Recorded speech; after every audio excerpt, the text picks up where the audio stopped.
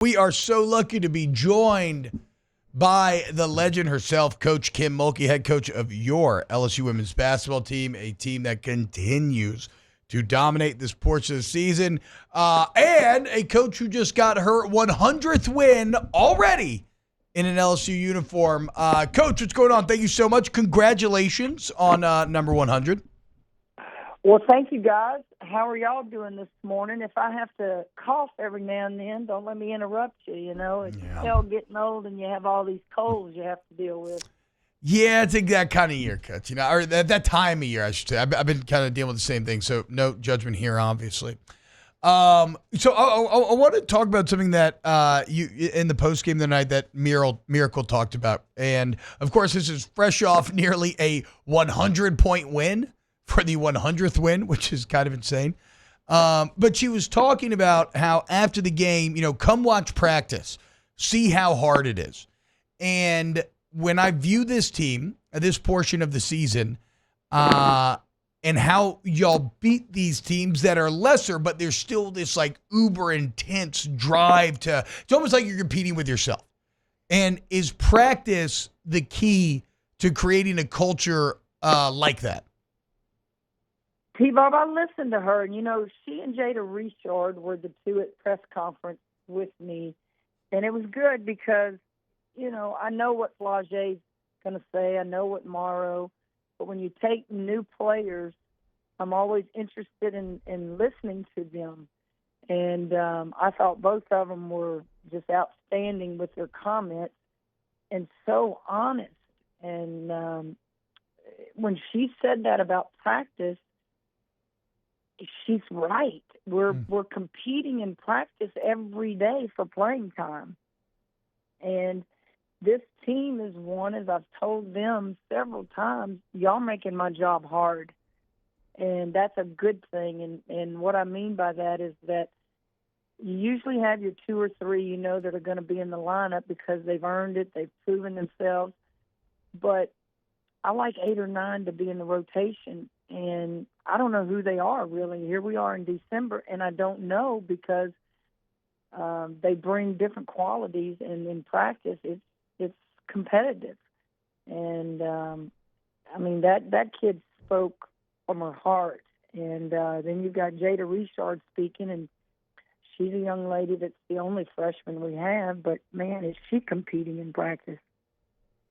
Coach, I want to go back a couple of games ago, and we talked with you, in the Bahamas and after the Washington game, in which you come back and you win that one by a point. And then the next game, and this coaching for as long as you have, like there's two ways this can kind of go. Like you can kind of, know that you use so much energy in that Washington game, and then maybe your team comes out flat, or they put their head down, they go right back to work, and that's exactly what y'all did against NC State. That's a team that played in the Final Four a year ago, a top 25 team, and you beat them 82-65. For you as a coach to see your team do that, to put their head down, to go right back to work and not kind of use the game that they had to use all the energy against Washington as an excuse, I know you appreciated that. You're absolutely right. How you respond after a tough loss or even a tough win, how much do you have left in your tank, really? And the thing I will say about the Washington game, we didn't win that game with our primary players that you think are going to win it for you on the floor. You won that game, if you look at it, and you got back in that game with new players. There were some returning players, obviously, on the floor, but Gilbert is trying to reestablish herself here at LSU, and she had the sense about her that, my gosh, there's only 6 seconds left. I got to grab this loose ball, and I got to go. And he came back to practice the next day. I don't go out there and just have a hard-nosed practice because you don't have the energy to do that and then turn around and play the next day. We are very focused right now. And we were focused in the Bahamas after that game. I don't think we were not focused in the Washington game. I think they were just that much better than us. They were smoother than us running their offense, a lot of cutters, a lot of things like that we've got to get better at defending. But in the NC State game, it wasn't a rah-rah game where You meet with them in the locker room and you say, hey, they were in the spot we should have been last year. We were the ones that had to play the hottest team in the country with Caitlin Clark.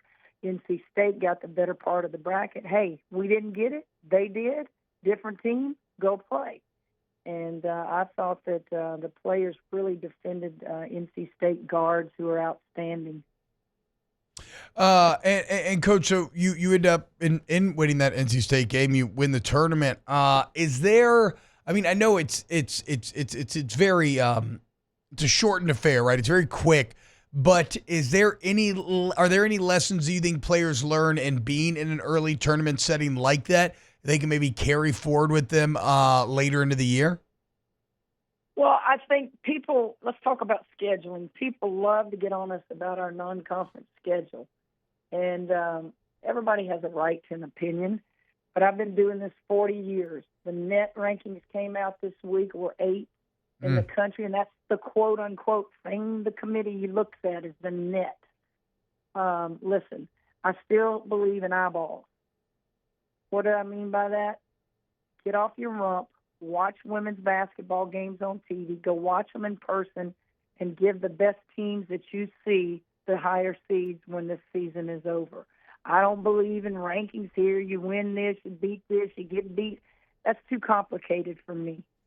And I know what I'm doing with my non-conference schedule. It's worked for 40 years.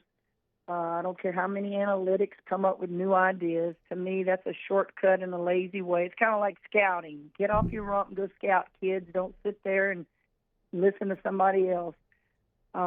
So you're going to go play in tournaments in November and December.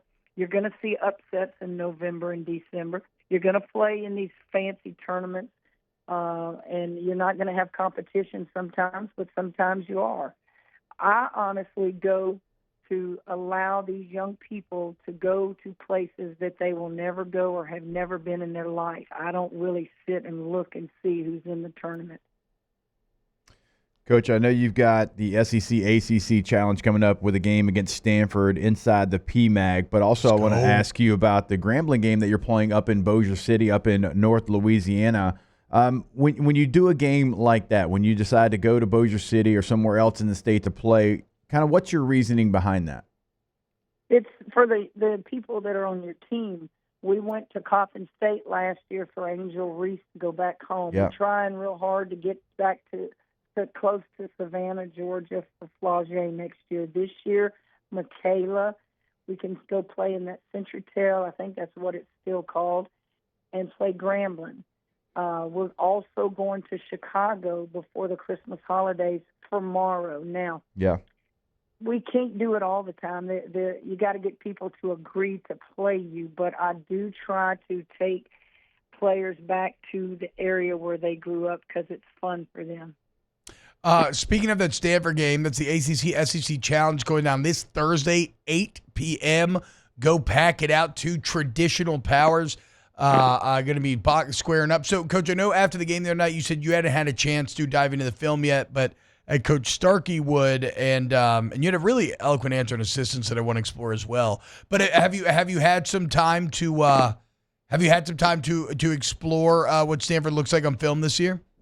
Oh, absolutely. They just happened to ask me after the game the other night, and I didn't want to talk much until I sat down and went over the scouting report. But yesterday was our first time in the film room to talk about Stanford, and it was in detail. Went on the court for about an hour, and we're gonna see an outstanding Stanford team that they're number 1 in the country in their efficient point line. You got to stop dribble penetration or they're going to kick out. Certainly they've lost Tara Vanderveer, their legendary coach. They lost Brink to the draft last year. They lost Arifin, who's now at USC. But they're still Stanford, and they still have great players, and they're going to run. I used to call it the old triangle offense that the Bulls ran with Jordan, where you're going to have 3 on one side, you're going to have cutters, you're going to have to defend for 30 seconds on that shot clock. You're going to get backdoored. They're just well coached. They're the typical Stanford team with a few missing parts. Coach, speaking of Coach Starkey, you had, and I hate to ask you the same question, but I thought the answer was so good that I want our audience to hear some version of it. But you were kind of asked about the value of assistants and your kind of how you operate, what you look for, how you treat them. And I just was wondering if you could expound on that a bit. When it comes to making a staff and the role your assistants play, what are kind of your theories as a leader on how to put together a staff? Well, first of all, they are the most important part of a head coach's journey. And I've been blessed to not have much turnover on staff. Well, how does that happen? Several ways it happens. Number one, you financially take care of them. When you go in to talk about your contract, they should be the first people you talk about. Give them the raise. Give them the things that they need to make them want to stay there. The second way you keep a staff is you can't have 5, 6, 7 assistant coaches that every day are looking to become a head coach and are on the phone for the next head coaching opening. You have to have some of those that say, I'm only an assistant. I don't want the responsibility to be a head coach. So you know that they're going to be with you a long time. Then you have the other part of that staff that does want to be a head coach, and you teach them and you give them responsibilities. When I first started in this business, it was very, very difficult for me to delegate. I wanted to do it all because I know my way is going to be better than any way that they do it. But I think part of that is you're also teaching them how to do it. And then after about 5, 6, 7 years as a head coach, they stay with you. Then you start delegating, and you feel comfortable that they're doing things the way you want done. As you age in this business, you can't do what you used to could do. What am I talking about? I can't go out there and take charges. I can't go out there and bump. I can't do that anymore. I think I can, but I'm also smart enough to know that's not physically possible. So you bring in the youth. You bring in the energy. And you have the legendary Bob Starkeys and the Johnny Derricks who just retired. But you go get you some new people, and you say, this is what I need you to do in one-on-ones with them as I'm sitting there watching. Hitter, bumper, let's go. And so it's a mixture of a lot of things, but one thing that's always going to be a part of my staff is loyalty. You don't read or hear about my staff out on the street discussing private business. You don't see them getting in trouble. I want good people.